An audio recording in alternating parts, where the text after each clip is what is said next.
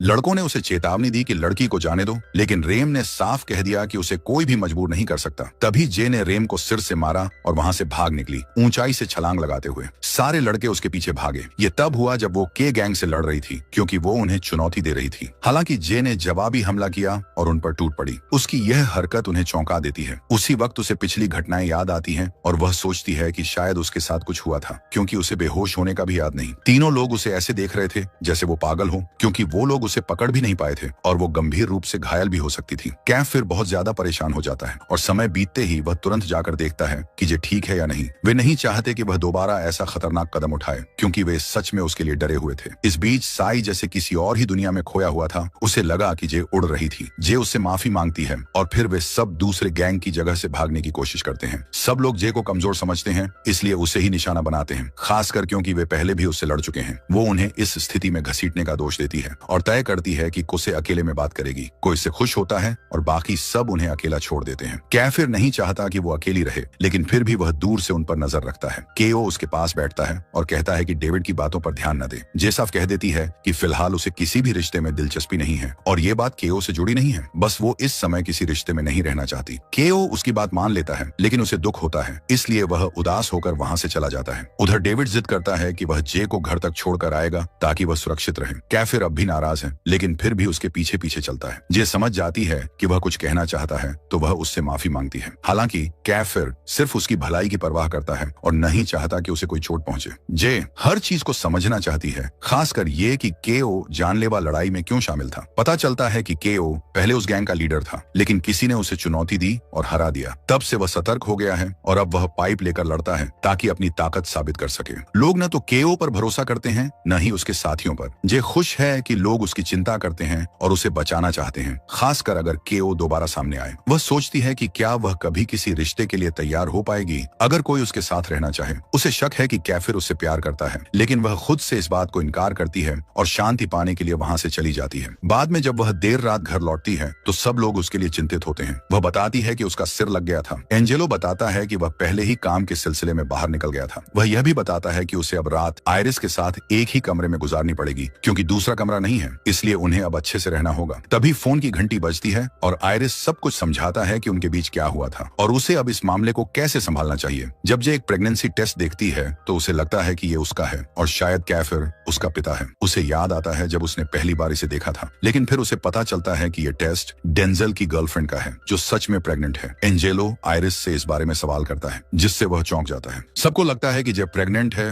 और बच्चे का बाप कैफिर है। इससे तनाव पैदा होता है, खासकर आयरिस और जे के बीच, क्योंकि जे बार बार उसे मुश्किल में डाल देती है। एंजेलो नहीं चाहता कि ये बात उनके परिवार की इज्जत पर असर डाले, इसलिए वे सब कुछ साफ करने की कोशिश करते हैं। कैफिर को बुलाया जाता है और सब लोग इकट्ठा होते हैं ये जानने के लिए कि क्या जे सच में प्रेग्नेंट है। जे को लगता है कि कोई भी उसके पक्ष में नहीं है। बाद में वह कैफिर के पापा से बात करती है, जो खुद भी नाराज है। तभी डॉक्टर आता है और कहता है कि जे प्रेग्नेंट नहीं है। टेस्ट का नतीजा नेगेटिव आता है। सब लोग राहत महसूस करते हैं, लेकिन इस गलतफहमी की वजह से शर्मिंदा भी होते हैं। कैफिर इस स्थिति पर हंसना बंद नहीं करता। जे वहां से चली जाती है और कैफिर उसके पीछे आता है। यूरी कैफिर की ओर से माफी मांगता है, लेकिन जे माफ नहीं करती। वह थक चुकी है इन सब परेशानियों से जो वो उसके लिए लाता है। कैफिर सब कुछ सुलझाने की कोशिश करता है, लेकिन जैसे ही वह बाहर आता है जे उसे मुक्का मार देती है, क्योंकि वह अब भी उस पर गुस्से में है। अगले दिन सबको पता चलता है कि जे ने कैफिर को मारा और उसके चेहरे पर निशान भी है। उधर जे एलेक्स को एम के लिए अच्छा बनने की सलाह देती है। बाकी लोग उसके बारे में बातें करने लगते हैं। जब कैफिर आखिर में जे से बात करता है तो वह कहता है कि ये सब सिर्फ मजाक था। जे को एहसास होता है कि सारी परेशानियों की जड़ वही है और दोनों में फिर झगड़ा हो जाता है। कई झगड़ों के बाद भी जे आखिर में कैफिर के पास बैठ जाती है और सोचती है कि क्या वो कभी सही मायनों में माफी मांगेगा। अब भी वे एक दूसरे से भिड़ते रहते हैं और बन नहीं पाते। फिर सब लोग इकट्ठा होते हैं और मिलकर सब कुछ डिस्कस करते हैं। सबसे पहले फ्रेया का ग्रुप बोलता है, जो बहुत अच्छे से संगठित है। हर सेक्शन अपनी ताकत गिनाने लगता है, लेकिन सच में उनके पास कुछ भी खास नहीं होता। वे अपने अगले कदम की योजना बनाने लगते हैं और आइडिया देते हैं, जिसे देखकर जे हैरान हो जाती है। जब उनके अपने सेक्शन की बारी आती है तो उन्हें एहसास होता है कि उन्होंने कुछ भी तैयारी नहीं की। तो वे कामों को बांटने का फैसला करते हैं और सोचते हैं कि अब उन्हें क्या करना चाहिए। अंत में तय होता है कि वे मास्क इकट्ठा करेंगे और इलाके की सुरक्षा करेंगे। तभी उनकी टीचर घोषणा करती हैं कि प्रतियोगिता में बदलाव हुआ है। लड़कियां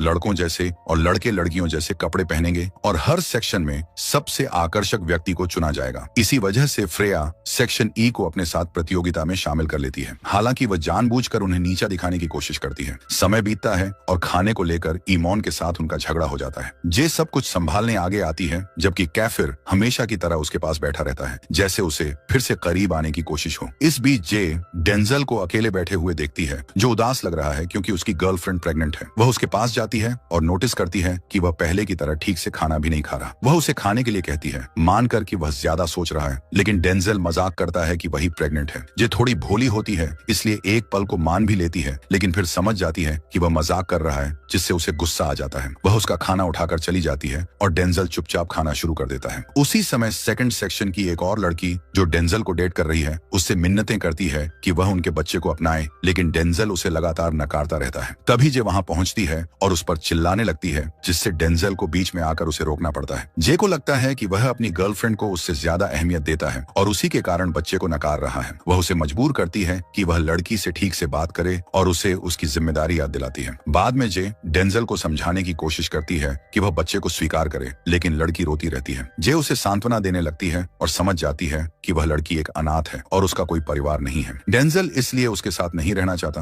क्योंकि वह जिम्मेदारी नहीं लेना चाहता। जे उसे जितना हो सके उतना समझाने की कोशिश करती है, लेकिन पूरा मामला बहुत भारी हो जाता है। क्लास में बाद में भी डेंजल लड़की को नजरअंदाज करता है और जे सोचती है कि उससे कैसे बात की जाए। वह सोचती है कि क्या एंजेलो से मदद मांगी जाए, लेकिन उसे उसमें शामिल करना मुश्किल होगा। फिर वह यूरी के बारे में सोचती है, लेकिन तय नहीं कर पाती कि वह मदद करेगा या नहीं। फिर उसे डेविड का ख्याल आता है, शायद वही डेंजल से बात कर पाए। जे तुरंत डेविड को ढूंढती है और दोनों साथ में खाना खाने का प्लान बनाते हैं। डेविड मजाक में कहता है कि चलो डेट पर चलते हैं, और तभी साई यह सुन लेता है और सबको बता देता है। पहले तो कोई इस पर यकीन नहीं करता, लेकिन धीरे धीरे सब मान लेते हैं कि यह सच है। खासकर कैफिर को इस बात से काफी तकलीफ होती है। थोड़ा समय बीतता है और जे, डेविड और साई तीनों एक साथ एम्यूजमेंट पार्क जाते हैं। वे खूब मस्ती करते हैं, झूलों पर चिल्लाते हैं और एंजॉय करते हैं। लेकिन साई को मोशन सिकनेस हो जाती है और जे से उसकी बहस हो जाती है। फिर वे पार्क में एक दूसरे के पीछे भागने लगते हैं। साई दोबारा झूले पर जाना चाहता है, लेकिन सब मिलकर खाना खाने का फैसला करते हैं। डेविड और जे एक साथ बैठते हैं, जो जे को थोड़ा अजीब लगता है क्योंकि वह असल में उससे गंभीर बात करना चाहती थी, खासकर ये पता लगाने के लिए कि क्या उसकी गर्लफ्रेंड प्रेग्नेंट है। जे नहीं चाहती कि कोई और इस बारे में जाने, लेकिन उसे शक है कि डेंजल ने कुछ ऐसा सुना था जिससे वह क्रिस को नकार रहा है। जे समझ जाती है कि डेंजल ये कदम लेने से डर रहा है, जबकि क्लास के बाकी सभी लोग छिपकर पूरी स्थिति देख रहे हैं। डेविड जे को बताता है कि सभी क्लासमेट्स उन्हें छिपकर देख रहे हैं। वह जे से कहता है कि अपनी आंखें बंद करे, और जैसे ही वह करती है, सारे छिपे हुए छात्र सामने आ जाते हैं। डेविड मौके का फायदा उठाकर जे को छूता है, और जैसे ही वह उसे किस करने ही वाला होता है, सब लोग दौड़कर उसे रोक लेते हैं क्योंकि उसकी पहले से गर्लफ्रेंड है। इससे बहुत ड्रामा होता है। साई और बाकी सब भी आकर डेविड को डांटते हैं। फ्रेया तो बहुत गुस्से में होती है और मानती है कि डेविड को ऐसा करने का कोई हक नहीं था। उसके रिएक्शन से सबको लगता है कि वह इस पूरे मामले को लेकर बहुत ज्यादा परेशान है, खासकर जब कैफिर पहले से ही जे के करीब होता जा रहा था। बाद में वे सब एक हॉन्टेड हाउस में जाने का फैसला करते हैं। जे बहुत डरती है और अंदर जाने से मना करती है, लेकिन सब उसे यादगार तस्वीरें खिंचवाने के लिए मनाते हैं। अंदर जाकर जे और भी ज्यादा डर जाती है क्योंकि वह साई के साथ फंस जाती है। सब डरे हुए हैं क्योंकि वे हॉन्टेड हाउस के आदी नहीं हैं। एक एक करके सभी डरावने पलों से गुजरते हैं। जे बहादुरी दिखाने की कोशिश करते हुए साई का हाथ पकड़ती है, जो खुद ही बमुश्किल खुद को संभाल पा रहा है। वे धीरे धीरे आगे बढ़ते हैं और एक जगह पहुंचते हैं जहां सब अचानक डर जाते हैं। तभी उन्हें पता चलता है कि उनकी एक दोस्त गायब हो गई है। वह अकेले भाग गई और अब हॉन्टेड हाउस में कहीं खो गई है। जे को एक पिशाच दिखता है और वह जोर जोर से रोने लगती है। यह नजारा उसे पुरानी यादें दिला देता है और वह और ज्यादा भावुक हो जाती है। कैफिर तुरंत उसे संभालने आता है क्योंकि जे को पैनिक अटैक हो जाता है। वह शुरू से ही अंदर नहीं आना चाहती थी और अब बहुत डर गई है। कैफिर उसके पास रहता है और उसे जितना हो सके शांत करने की कोशिश करता है और अंत में उसे भरोसा देता है कि वह उसके साथ है। दोनों मिलकर हॉन्टेड हाउस से बाहर आ जाते हैं, लेकिन तभी जे फिर से अकेले भाग जाती है और वह और कैफिर एक दूसरे को पुकारते हैं। जे खुद को संभालने की कोशिश करती है, लेकिन वह जगह अब भी डरावनी लगती है। तभी कैफिर उसे ढूंढ लेता है और तुरंत उसे गले लगा लेता है। जे भी उसे गले लगाती है और उस पल में साफ हो जाता है कि कैफिर उससे सच्चा प्यार करता है। लेकिन जैसे ही बाकी दोस्त आ जाते हैं, वे दोनों तुरंत अलग हो जाते हैं। जब वे सब साथ वापस आते हैं तो सभी उन्हें छेड़ने लगते हैं कि जरूर उनके बीच कुछ हुआ है। लेकिन जे फिर से झूलों पर जाने के लिए उतावली होती है। पहले तो कैफिर मना करता है, लेकिन जब वह उसकी खुशी देखता है तो मान जाता है। वह फैसला करता है कि वह उस पल को ग्रुप के साथ एंजॉय करेगा। लेकिन यूरी यह सब देखते हुए चिढ़ जाता है क्योंकि वह जे से प्यार करता है। जब वे झूले की लाइन में इंतजार कर रहे होते हैं, जे नोटिस करती है कि यूरी को पास के कुछ लोग जानते हैं और वे उससे बहुत प्रभावित हैं। यूरी चुपचाप वहां से चला जाता है। इसी बीच नया ग्रुप बाकी लोगों को मनाकर आगे लाइन में घुस जाता है, जिससे जे बहुत प्रभावित होती है। उसे लगता है कि वे थोड़े पागल हैं, लेकिन मना लेने में माहिर भी हैं। कैफिर केवल एक प्यारी सी मुस्कान से अपनी बात मनवा लेता है, जिससे साबित होता है कि वह परिस्थितियों को आसानी से अपने फेवर में मोड़ सकता है। आखिरकार वे लोग झूले पर चढ़ते हैं और कैफिर जिद करता है कि वह जे के बगल में बैठेगा। इससे बाकी लोग नाराज हो जाते हैं क्योंकि अब उनके पास बैठने की जगह नहीं बचती। चारों एक साथ सवारी करते हैं और जे को शक होता है कि शायद यूरी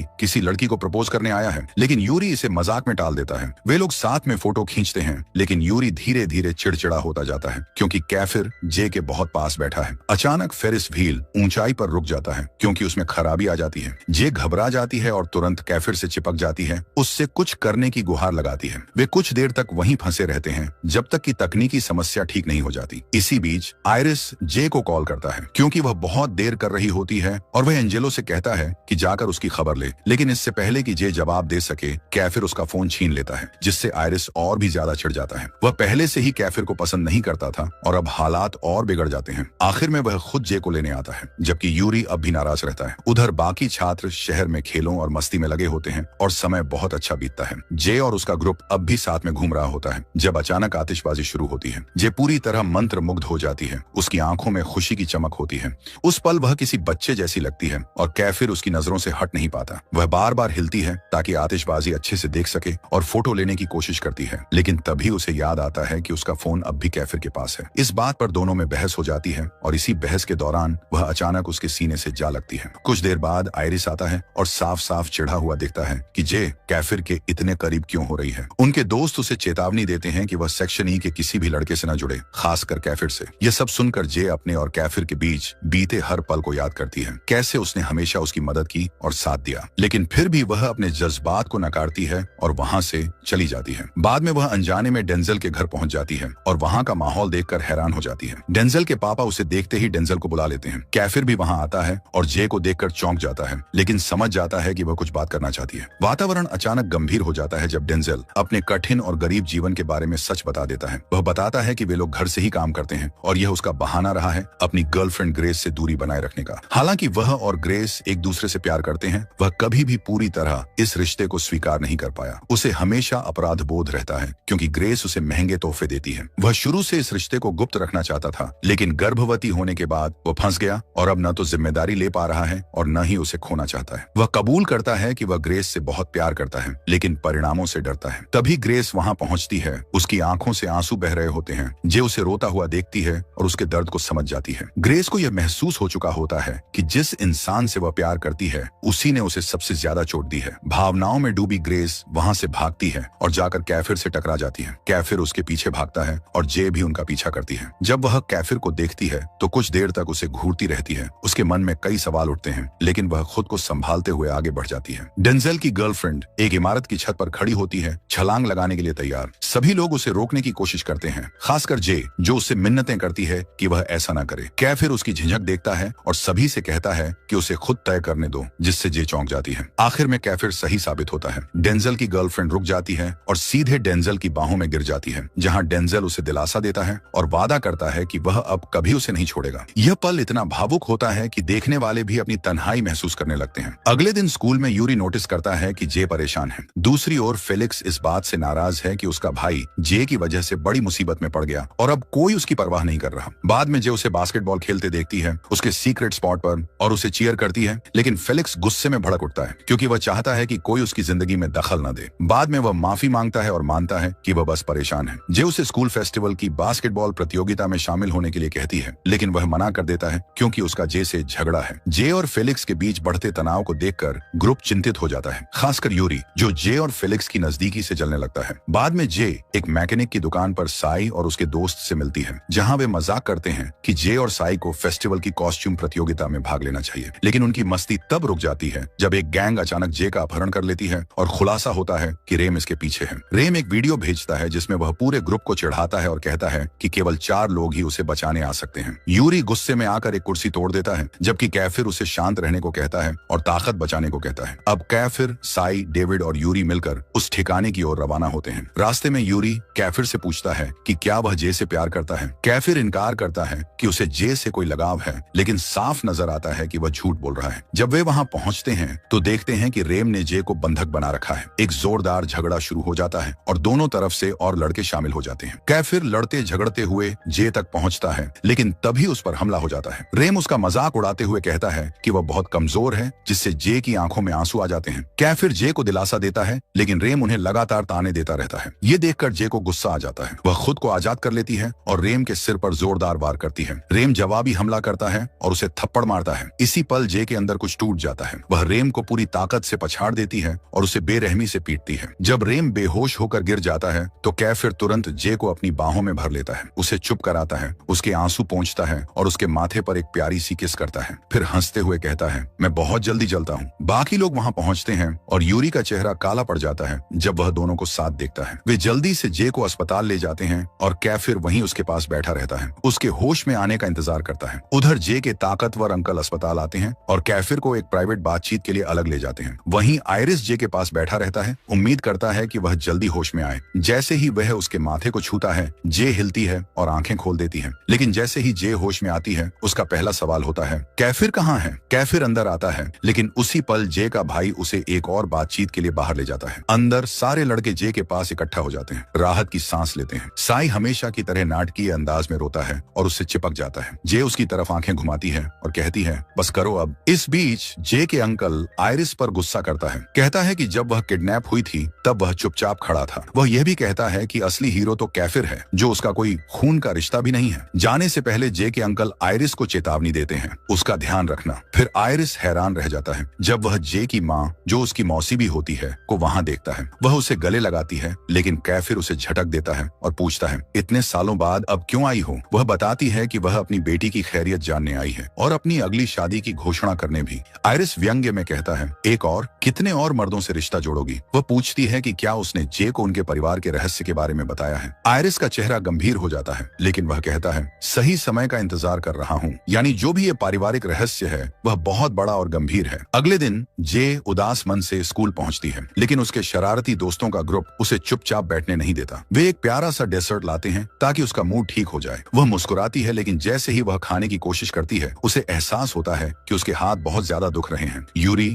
जो हमेशा मौके का फायदा उठाता है, कहता है, मैं मसाज कर देता हूँ, और उसके हाथों को पकड़ लेता है। जरूरत से ज्यादा देर तक वह मजाक करता है, तुम्हें पता है मेरे हाथ भी दुख रहे हैं, फिर भी हाथ छोड़ता नहीं। बात फेस्टिवल की होती है। लड़के सुझाव देते हैं कि जे और साई कॉस्ट्यूम प्रतियोगिता में जोड़ी बनाएं। उसे पता चलता है कि इन लड़कों की पहले एक बैंड हुआ करता था, तो वह उन्हें सिंगिंग प्रतियोगिता में फिर से साथ आने का सुझाव देती है। तभी कैफिर अंदर आता है और जो वह देखता है उसे बिल्कुल पसंद नहीं आता। यूरी अब भी जे का हाथ थामे हुए है। कैफिर साफ नाराज होकर कहता है, जे मेरे साथ चलो, मुझे तुमसे कुछ बात करनी है। यूरी की शक्ल उतर जाती है, उसे पता होता है कि मामला क्या है। कैफिर उसे स्कूल के एक छिपे हुए म्यूजिक रूम में ले जाता है, जो ट्रॉफियों, यादों और फोटो से भरा हुआ है। जे चकित रह जाती है, लेकिन तभी उसे अपने अंकल की एक तस्वीर दिखती है। कैफिर समझाता है कि उसका अंकल एक समय में उनके सेक्शन का लीजेंडरी लीडर हुआ करता था। फिर वह पूछता है, अब जब तुम भी हमारी टीम का हिस्सा हो, क्या तुम भी अपनी तस्वीर जोड़ना चाहोगी? वह हंसता है और जे का दिल हल्का सा उछल जाता है। वह उसे बस देखती रह जाती है, फिर संकोच के साथ थैंक यू कहती है। क्लास में वापसी पर पूरा हंगामा मचा होता है। लड़कों ने उसके लिए एक वेलकम बैक पार्टी रखी होती है, म्यूजिक, डांस और सब कुछ। यूरी गा रहा होता है, लड़के बेल्ट्स में लिपटे पागलों की तरह नाच रहे होते हैं। लगता है जैसे स्कूल डांस क्लब में बदल गया हो। और हैरानी की बात यह है कि वे अच्छे भी लग रहे होते हैं। जे जोर से हंस पड़ती है, खासकर तब जब साई गाना गाने लगता है। लेकिन असली हादसा तब होता है जब कैफिर अपनी जैकेट उतारकर गाने में शामिल होता है और वह सीधे जे की तरफ देखता रहता है। और हम सब जानते हैं इसका मतलब क्या है। जे पूरी तरह शर्मा जाती है और कहती है, तुम लोग बैकअप डांसर बन सकते हो, भविष्य उज्जवल है। इसके बाद वे लोग फेस्टिवल के टास्क बांटते हैं, कोई सिंगिंग करेगा, कोई सफाई, कोई डांस। जे चिंता जताती है, साई कैसे डांस और कॉस्ट्यूम दोनों में भाग लेगा? लड़के उसे आश्वस्त करते हैं, सब हो जाएगा। फिर वे यूरी को सिंगिंग प्रतियोगिता में भाग लेने के लिए कहते हैं, क्योंकि उसकी आवाज सबसे अच्छी है। यूरी कहता है, मैं बाद में सोचूंगा। फिर वे जे से पूछते हैं, तुम घर किसके साथ जाओगी, यूरी या कैफिर के साथ? वह किसी को चुनने से इनकार करती है और समझदारी से कहती है, मैं अकेली चली जाऊंगी। अगले दिन जे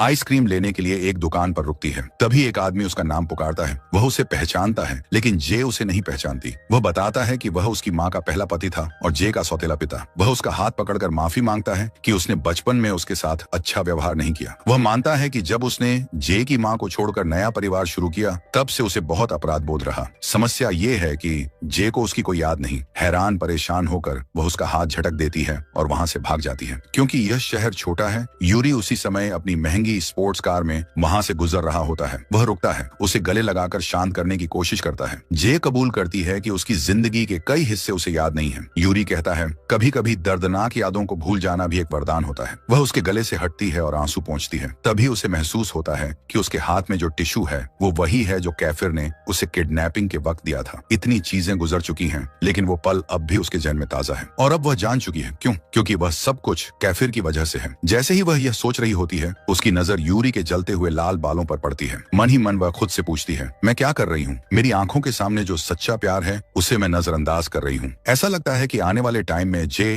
कैफिर के और करीब जाएगी और यूरी से दूर होती जाएगी।